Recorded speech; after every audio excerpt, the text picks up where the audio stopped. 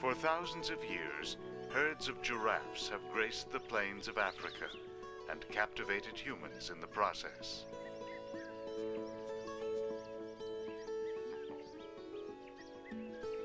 To many Africans, giraffes are symbols of purity and grace. In Kenya, tribal mores once protected them.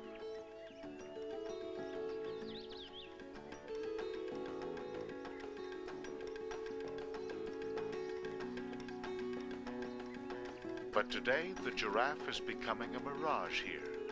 They are victims of escalating human encroachment.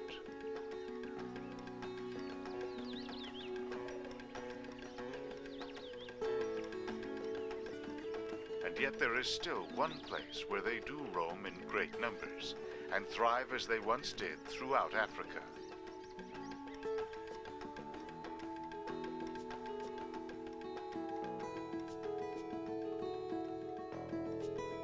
Near the center of Kenya, in the foothills of Mount Kenya, is a secluded animal Eden known as Lewa Downs. Lewa Downs is an experimental conservation program, one now recognized as a model for all Kenya. This ranch is a paradise reminiscent of another time, a century ago, when Kenya was fabled for its staggering array of wildlife.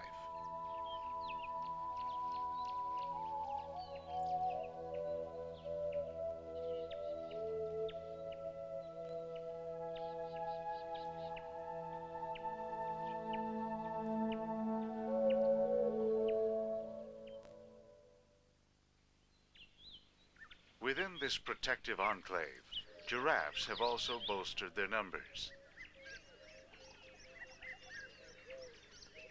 But there's trouble in paradise. The giraffe population has in fact ballooned to unmanageable proportions. They now threaten the survival of other species here.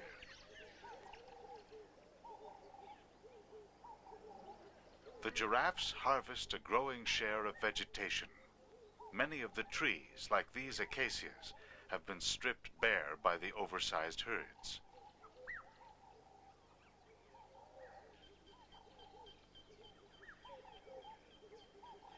But even as these populations mount, outside Lewa, giraffe numbers continue to decline.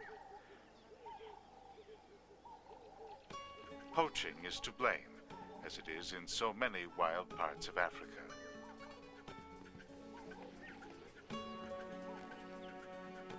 In only half a century, Kenya's human population has exploded from 5 to 30 million. Making a living is not always easy. Most of the soil here is not arable, and without enough farmland, there are those who resort to more desperate means to survive, like poaching.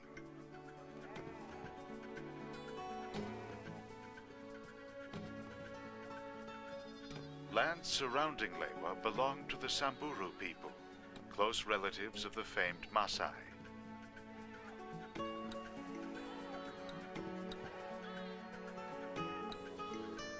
To them, the disappearance of giraffes here is particularly tragic. For hundreds of years, the Samburu people have embraced the giraffe as an important symbol of innocence and beauty, a belief passed down through many generations. As a result, they have become closely allied with the ranch, with many trained to serve as guards against the invading armies of poachers. The disappearing animals are a stolen inheritance. There's no way to bring them back. Or is there? Ian Craig has a plan. With too many giraffes on his own land, he and his team will attempt to relocate 200 of them from Lewa Downs to the Samburu lands. If they succeed, the giraffes will not only repopulate decimated Samburu herds, but also bring the tally of Lewa's giraffes back into balance. The plan makes sense. Executing it defies reason. How to move a giraffe?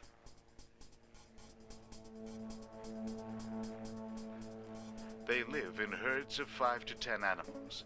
The idea then is to relocate them in their groups, in the hopes the transition will be less traumatic. But there's one problem: convincing the giraffes to cooperate.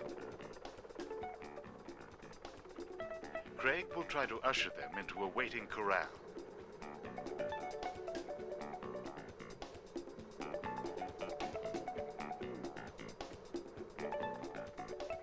Giraffes can grow as tall as 6 meters and weigh more than 1,000 kilos. They can gallop at speeds up to 55 kilometers per hour. That's why Craig hangs back.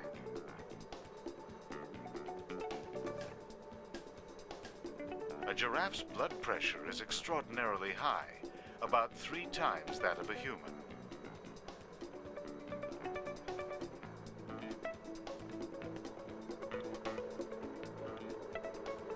A giraffe's heart weighs up to 10 kilos. To force blood up that long neck, it must pump fully 60 liters per minute, 12 times what's expected of a human heart. If one panics, it can actually suffer a heart attack. With the animals now herded into a makeshift corral, the crew blocks their only exit.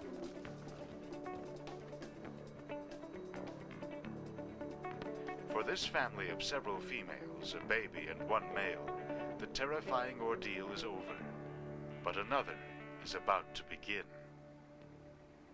A truck bound for Samburu National Park awaits.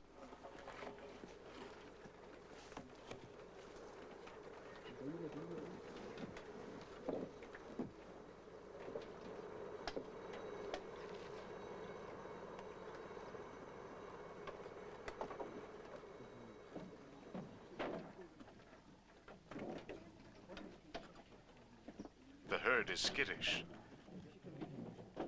As they close ranks, the calf is in danger of being trampled.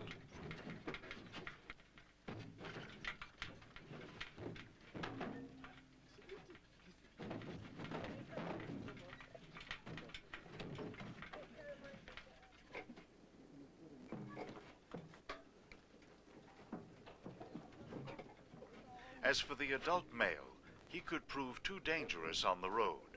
This is one trip he is just as happy to be missing.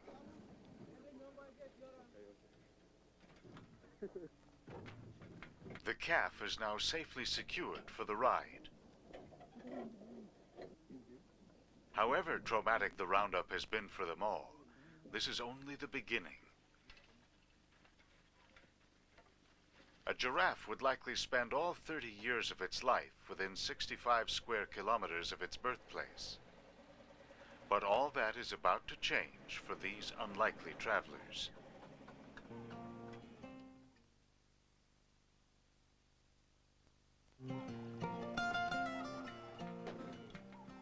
The trip to Samburu land will be difficult, but the hopes of a species rides with this precious cargo.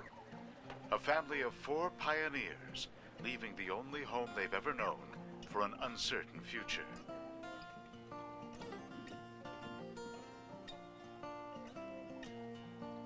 The voyage will take them from Lewa to Samburu National Park, 100 kilometers away.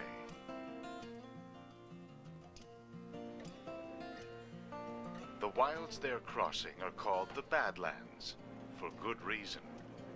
This stretch is infamous for its poachers. Heavily armed bandits called Shifta plague the area.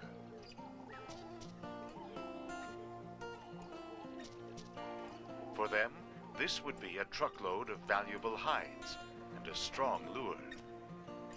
But beyond the Shifta's reach is the promise of safe haven. Among the Samburu. Under their discerning stares, it's unlikely poachers would attempt an ambush. At a remote Samburu town, the wilds of Africa meet the modern world.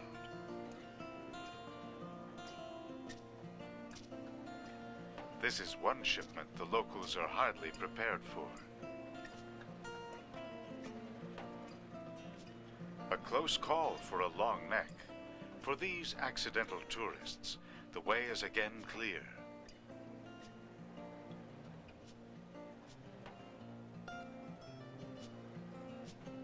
Given their first brush with life outside of Lewa, the world beyond hardly seems inviting. But the road offers a promise. Next stop, wilderness.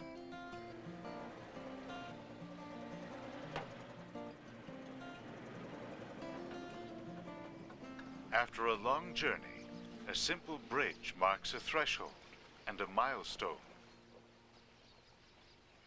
The Ewasa Niro River is the herd's first glimpse of life to come.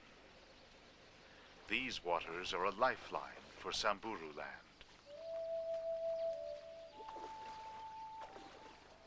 Here, the great prides and herds of East Africa are drawn.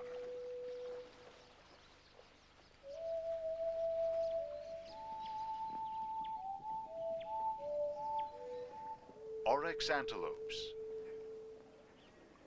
Grevy's zebras,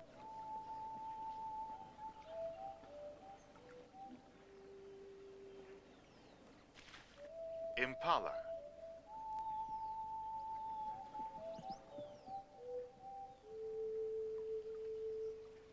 in these cooling waters, baboon families find relief from the intense African sun.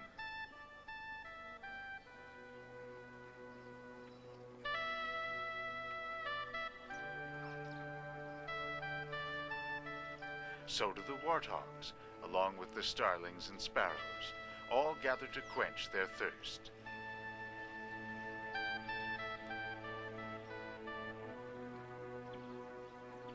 Now, joining the ranks of Samburu National Park is a truckload of weary travelers.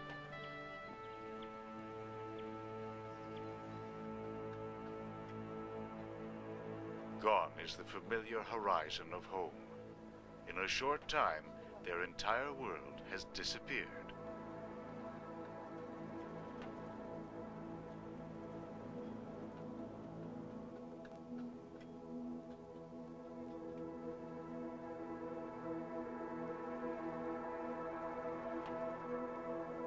The giraffes are tense and easily startled. Hesitant as they are, their life in the park will be as good as it gets. Rangers here will protect them from poachers. For these emigrants, the Ewasa Niro River will mean both life and death. But after their long ride, thirst looms larger than fear, even though they must share the precious water with deadly predators.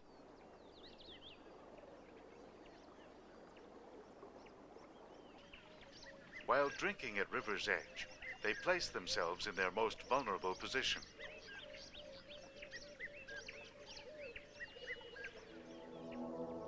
But the giraffe has a powerful means of defense. When ambushed, they've been known to use their massive hooves to severely injure an attacking lion. For now, the newcomer's first concern is their calf.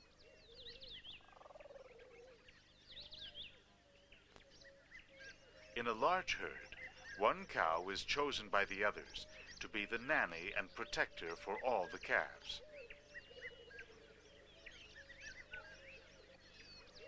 First-year calf mortality is about 60%. Mostly they are eaten by hyenas, leopards, and especially lions.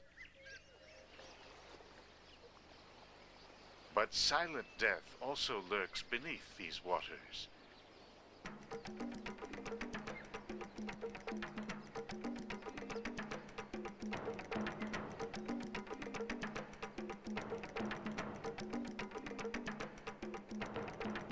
At about 7 meters, crocodiles can use their massive tails like bats to hit their prey into the water.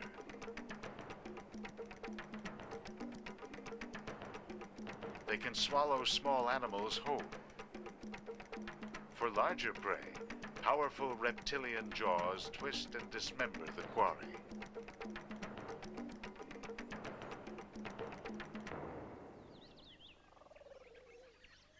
Luckily, giraffes can go weeks without visiting the river because of the food they eat. Acacia trees are 74% water.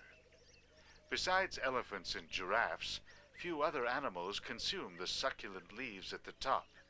They simply can't reach them.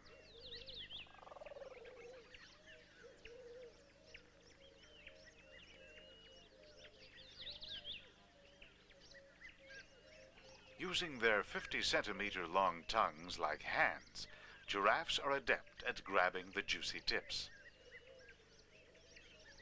It was long assumed giraffes grew to such heights merely to reach the treetops. But their necks aren't long for one purpose alone.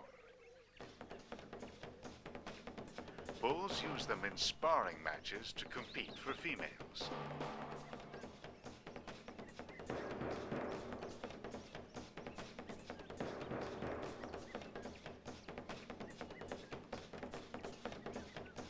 If luck is with them, the females from the Lewa herd will find new mates. Those who win them must prove themselves first. They'll do so at some risk. A giraffe's neck can grow over 2 meters long and weigh more than 900 kilos. It packs a punch.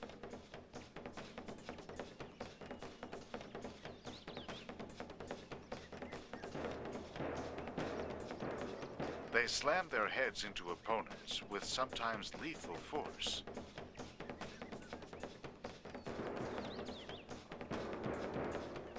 In these deadly duels, males with the longest, thickest necks usually prevail, and the victor has his pick of the females.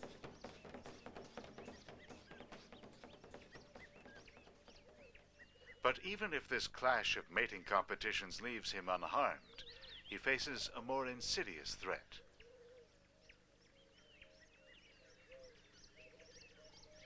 Those living in parks are safe from poachers, but they also become genetically isolated. This weakens the bloodlines and leaves the animals more vulnerable to disease. Moving individuals from Lewa to Samburu will provide a unique opportunity for bloodlines to mix, which will strengthen the giraffe's genes in the future.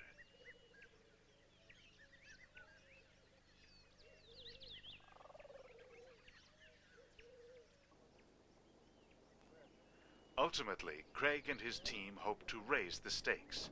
They want to release more giraffes outside the park, to repopulate areas completely stripped by poachers.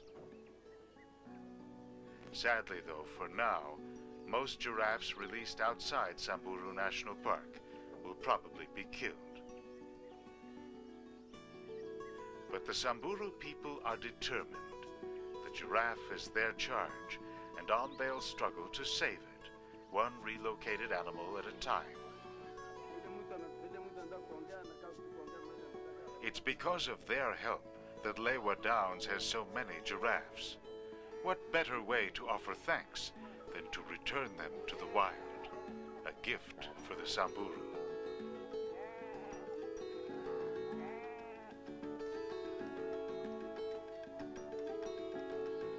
In the past 20 years, almost 50% of Kenya's wildlife has disappeared. Until the plains are safer, Edens like Lewa Downs are the only real sanctuaries for this emblem of Africa. If not for efforts like these, giraffes could become nothing more than characters in stories told to Samburu children. Stories about the days when tall, gentle beasts roamed Kenya's savannas.